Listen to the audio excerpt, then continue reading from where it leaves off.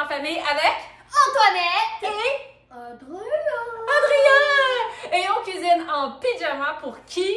Les enfants malades d'Opération Enfants Soleil. Wouhou!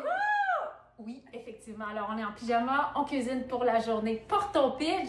La journée Porte ton Pidge, c'est une campagne de financement qui permet de ramasser des sous pour les enfants malades qui sont à l'hôpital en pyjama. Donc, on a appris que plusieurs écoles à travers le Québec participent. Alors, aujourd'hui, on offre une recette chez Mme Labrisquier. La recette pouf, pouf, pain d'épices. Des petits muffins qui goûtent quoi? La mélasse. Le pain d'épices. Alors, on va la cuisiner ensemble. C'est super facile. Je vais donner le contrôle, évidemment, à mes chefs et mes assistants chefs. Alors, c'est parti. On cuisine ensemble. Adrien, je te mets sur le petit bouffe. Alors, évidemment, on fait une recette chez Mme Labrisquier sans sucre raffiné ajouté. On va mettre de la purée de date parce que qu'est-ce qu'on fait? On fait la guerre au Sucre raffiné. Ouais! Alors, la recette est tellement facile à faire. Antoinette, je te permets. Adrien, je te donne les commandes du brassage.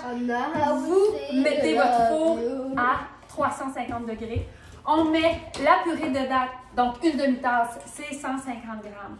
On va mettre une demi-tasse de purée de date. Évidemment, ça remplace le sucre raffiné, ça change tout. Ça permet d'ajouter des fibres. Elle est là, la magie. Madame Labrisquier. Alors, j'ai un petit humoriste ici. On est dans les mots. On va mettre aussi une demi-tasse de mélasse, évidemment, pour faire quelque chose qui goûte la mélasse. Il faut mettre de la mélasse. Alors, la mélasse, par contre, si vous voulez, la mélasse, Antoinette, tu peux y aller, une demi-tasse, 150 grammes. La mélasse est riche en fer. De la mélasse. C'est pour ça que c'est intéressant. Vous pouvez utiliser la mélasse verte. Vous aurez donc 3 fois plus de fer.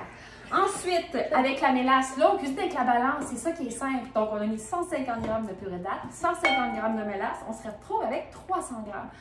Antoinette, tu vas nous préparer un œuf. On va mettre un œuf dans la recette. Cette recette se cuisine aussi très bien, sans œufs, sans problème.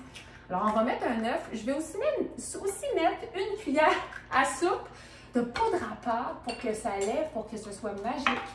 Ensuite, on va mettre un quart de tasse de lait. Ça peut être de boisson végétale, boisson d'amande. Il n'y a pas de problème si jamais on a des allergies.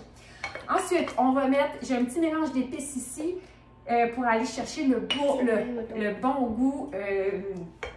Adrien dit qu'il y a des motons. Pour les motons créés par la poudre à pâte, ce que j'appelle l'émulsion. Évidemment, on peut utiliser un petit fouet.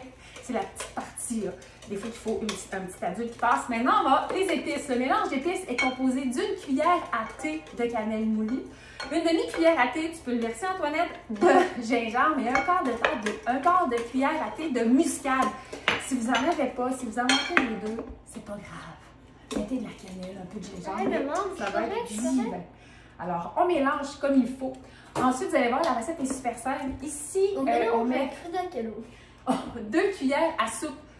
Ici, j'ai des graines de chia, mais ça peut être des graines de lin, des graines de chanvre. L'idée, c'est d'ajouter de la valeur ajoutée pour faire une collation saine et nourrissante. Et finalement, on va mettre une tasse et un quart, soit 150 grammes de farine. Ici, j'utilise la farine d'avoine, qui est une farine naturellement sans gluten. Ça peut être votre mélange sans gluten, ça peut être la farine de blé entier. C'est aussi très bon avec la farine de sarrasin ou encore, pourquoi pas, la farine de quinoa pour augmenter les protéines. Alors, la farine que vous aimez dans ce mélange à muffins, ça va être génial. Alors, comment se passe le mélangeage? On mélange bien. Lâche-le. Ensuite, l'harmonie, frères et sœurs, c'est de toute beauté. Ensuite, évidemment, on n'a pas mis de matière grasse dans nos muffins. Donc, il faut utiliser des moules en silicone. Sinon, ça va coller. Alors, si vous n'avez pas de moules comme ça en silicone, vous pouvez avoir des caissettes. Les enfants sont habitués en silicone.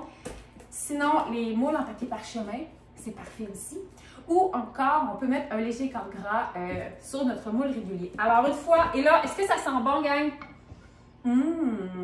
Ça sent tellement bon. À vous de la manger, hein? Ensuite, tout ce qu'il reste à faire, c'est mettre la pâte dans le moule. On peut le faire à la portionneuse. La portionneuse, c'est génial, ça va au lave-vaisselle, ça nous permet que tout soit portionné. Alors, on met la pâte dans les moules. Pour les mini muffins, regardez comme ils sont beaux. Et le top, il est croustillant.